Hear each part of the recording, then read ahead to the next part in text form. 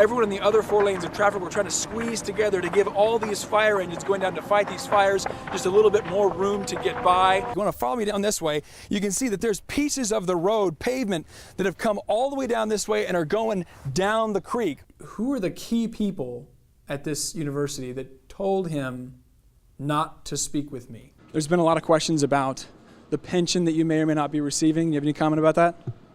This is the foundation of the bridge, and as you can see, I can crawl completely beneath the foundation and emerge on the other side. We took a little hike to the other side of the lake to give you a better view of what's going on here. So the construction project in the foreground you see here with this big crane, this is work on a new recreational area. So think new boat ramp. Gravity is what keeps the water moving in the right direction, like so. But here's the problem. The land is sinking, which means that the water struggles to get from Fresno down to Bakersfield. Subsidence makes craters that throw off the slope. For the last 3 months, the city has not had the ability to process parking tickets or collect the money. Now, that doesn't mean that officers can't still give you a parking ticket, but what's not clear is when you'll ever receive the bill. It's imperfect, and there's no way right now to give those warnings to the general public in remotely enough time. Reporters had lots of questions about pardons at today's White House briefing after a bombshell report from the New York Times. Officials announced a sweeping policy change across Bakersfield City School District after a safety scare. The Kern County Board of Supervisors is one step closer to finalizing a new district map. Kristen, supervisors do not run on a partisan platform. They don't have an R or a D after their name during the election cycle, but the people that elect them do, and it's probably going to be Democrats that are going to come away happier with this new map. We've obtained recordings of the 911 call the night Mercy Southwest went on lockdown. The call for help came from a nurse after a code black was issued over the hospital intercom. The district attorney's office believes Perez had a conflict of interest when voting on pot back in October, saying she voted for financial gain. Continue to burn. I wanted to show you something here about how we get some of this smoke. All the fires are in this area up here, and the airflow you see is coming down this way in kind of this southeasterly flow. It's going to bring all that smoke down into the bottom of really the bowl that we live in here in the Central Valley. For the first time in 4 years in Eyewitness News, they do not have a tie on. I'm feeling the Friday. When he walked in this morning, I was like, are you sick? Is everything okay? Yeah. I haven't seen him. I'm okay. Kyle is my brother from another mother. Yep, true that. Thank you for being here today, Kyle. People will vote this November in Wasco, but it won't be for anyone at City Hall. Despite 2 city council openings, a treasurer, and a clerk seat, city staff have advised their leaders to call off the ballot process. There's a section in the California Elections Code that allow governing bodies to cancel municipal and other local elections in the event that the offices are uncontested. And it turns out there are a lot of uncontested races, not just in Wasco, but all over the county. An Eyewitness News analysis of county elections data shows 82 local races were canceled in 2016 because of a lack of competition. There are more than 100 canceled so far this year. Why is no one vying for the seats? I asked City Manager Larry Pennell. As city manager, I would hope that the electorate is satisfied with the job that the elected city council members are doing.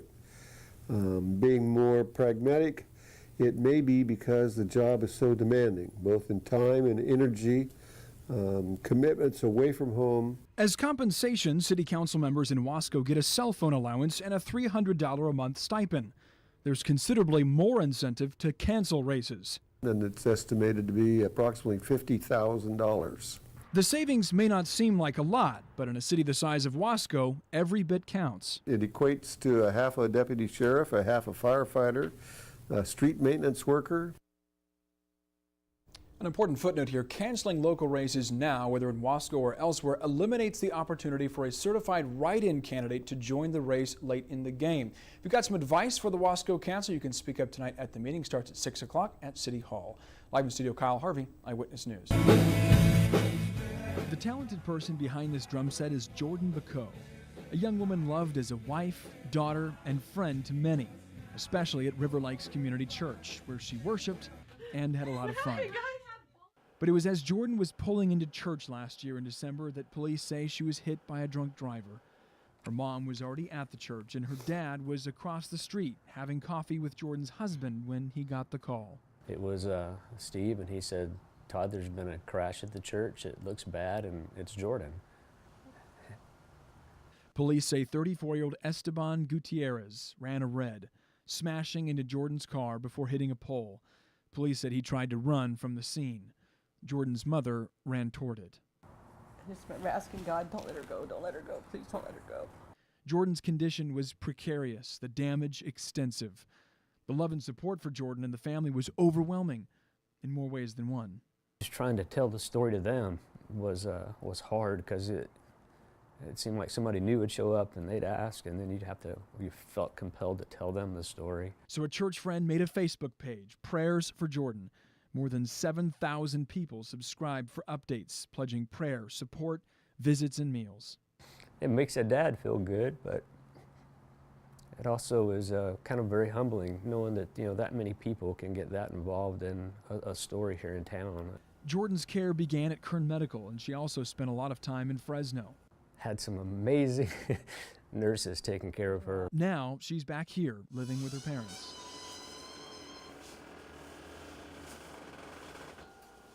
Good job, sweetie. She requires 24-hour care. There are volunteers, but Todd and Gina handle most of it.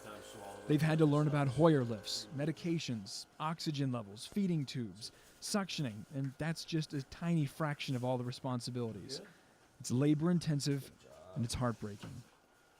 Good job. In this difficult-to-describe state, Jordan sleeps and wakes, makes eye contact, squeezes hands, but doesn't talk. Doctors don't know whether this will ever change. Jordan's husband, also named Jordan, has described his feelings in song. Are you behind the door thinking of me? Or are you gone? So trying to come home. Do you hear me coming by each day? Keep calling your name. Despite the uncertainty of Jordan's future, our family's faith in God appears unshakable. We have to trust that his plan's a good plan, and it's hard to explain if you don't know him. They've already begun to think about others. Mothers Against Drunk Driving was there for them. A representative was with them from the first night in the hospital. She met with us when we spoke with the district attorney and helped us there. And again, I think just was there to really encourage and almost comfort, because she's been there before. And the Farnsworths want them to be there for the next family. So Saturday morning, surrounded by 100 friends and family, they'll push Jordan's wheelchair around the course, raising money they know will help the next family. We came up to Tulare County, to a spot just south of Porterville, to have a look at the Friant-Kern Canal. This is one of two major canals that ferries water from the wetter north to the drier south. Much of the food that you eat and is grown in Kern County is reliant on the water taken from this canal. So much so that someone argued that this infrastructure is as important to the valley as Highway 99. But this water highway has a traffic jam. And to learn why, I met with Doug DeFlitch of the Friant Water Authority. If this is a water highway, think of him as the highway patrol. We all need to be together. First, how does the Friant-Kern work? It's built with a gradual slope. So it has this gravity-fed portion that runs 6 inches per mile for the entire 152 miles. But something called subsidence is interrupting the flow. Imagine if we removed 2 lanes from southbound Highway 99. Subsidence occurs when farmers and cities pump water out of the ground and don't replace it. The valley literally sinks. The U.S. Geological Survey has been tracking this problem for decades. Here are some photos taken around the valley that show how far we've sunk. In some cases, it's dozens of feet in elevation. So what's that got to do with the Friant-Kern, our east side water highway? We built a little model to explain it. Imagine this Hot Wheel track is the Friant-Kern Canal. Fresno would be up there, and Bakersfield is down here. Now, gravity is what keeps the water moving in the right direction, like so. But here's the problem. The land is sinking, which means that the water struggles to get from Fresno down to Bakersfield. Subsidence makes craters that throw off the slope, causing water to pool up instead of flow south. Now, you can't think about this as an isolated problem that you can fix with some dirt and concrete. This is dozens of miles represented here. But why should you care about the water that's stuck in this canal? I talked to a farmer about that. I'm a third-generation farmer. Craig Fulweiler has 1,000 acres in the Wasco area. He grows several things, but mostly almonds. The new state laws designed to help preserve our underground water make it imperative that Craig's almonds get water from the Friant Kern. In order for that to sustain itself, there's got to be either more surface water come in, or there's going to have to be less water used. Plans to make the valley sustainable, something that all farmers want, raise the uncomfortable prospect that without more canal water, some may have to farm less, or not at all. That'll just have a huge rippling effect on our economy. A careful study of crop reports and data that we collected from numerous water districts led us to this conclusion. The Friant Kern Canal contributes directly to roughly $2 billion of local crop revenue each year. And there's a larger economic impact when we consider the employment and commerce that farms and other ag businesses provide. We should consider taxes, too. Fallowing thousands of acres of farmland would result in a big loss of property tax revenue at a time when Kern's oil fields are also worth less. This valley supplies food for the nation to a great degree, even worldwide. And so the benefits to even the United States is pretty great that this valley continues to maintain its productivity. So to shore up the critical surface water supply, Friant Kern officials will do what they did in the 70s when a similar drought caused a similar problem. They'll raise the sides of the canal. Bureau of Reclamation came in and did this liner extension. So that's what you're seeing above there is the second line of concrete. Is that second line of concrete, So right? it's a slightly lighter shade. It's a slightly lighter shade. You can see it's different. So the top of the canal used to be that part below there. This is the first step, sealing the cracks between the old liner and the new liner added in the 70s. Doug calls this a baby step. Bringing the canal capacity up to where it needs to be, that's a tall and expensive order. Back of the envelope conversation, say, in the $300 million range. The farmers themselves can't shoulder a cost that great. So DeFlitch says local officials will lobby the state and federal governments to pick up the tab.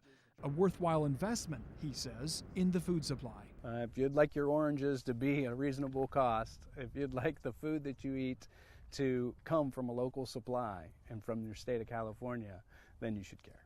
Now, your first question may have been similar to mine. Assuming we can come up with those hundreds of millions of dollars, what is there to prevent us from having to fix this canal again in 30 years?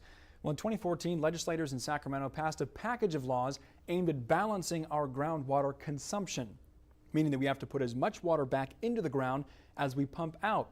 This will likely mean that in dry years, fewer people will be able to farm, and a lower supply could drive up food prices. But the hope is that the new rules will put a stop to subsidence. Iwo Jima, only 450 miles from Japan. As the war in Europe wound down in the spring and summer of 1945, the U.S. threw all its resources at the Pacific theater of combat, waging war in the air and on the seas, taking island after island on the way to Japan. And 73 years ago, almost to the day, Jeff O'Kane's great-uncle, Buren O'Kane, died in the final months of World War II. His privateer aircraft, an evolved form of the B-24 bomber, was shot down while on a reconnaissance mission, guarding the plane with the camera. My uncle's plane was the protection. They were then sent to discourage fighters. Buren's plane succeeded in protecting the photographer, but crashed into the ocean after suffering major damage from Japanese fighter planes. Back in Bakersfield, Jeff's great-grandmother received a letter from the War Department informing her of the crash and his likely death. I would like to say that while there seems to be very little possibility of any crew members survive the crash, there is still some small chance. My great-grandmother always hoped that her son was going to come home. So this is kind of a way, 3 generations later, trying to make sure he does. This is for you, great-grandma. The effort to bring him back spans decades.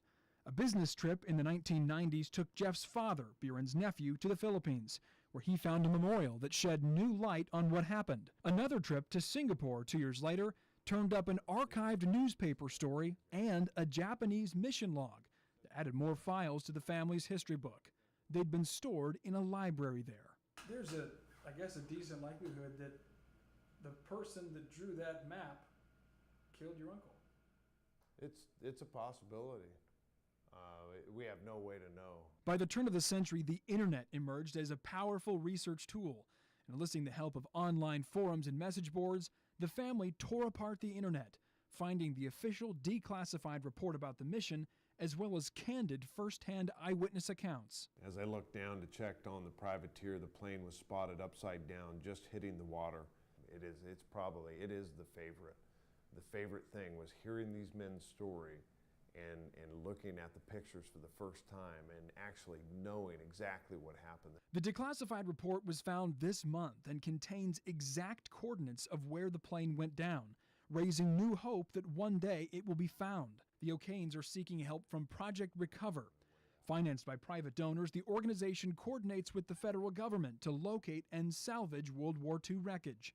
They've been successful in finding remains that are repatriated and given a military funeral. There are no promises in this business, but there's hope enough to fuel this family's search for as long as it takes. There's just something symbolic about sending somebody to go find him that just means a lot to us.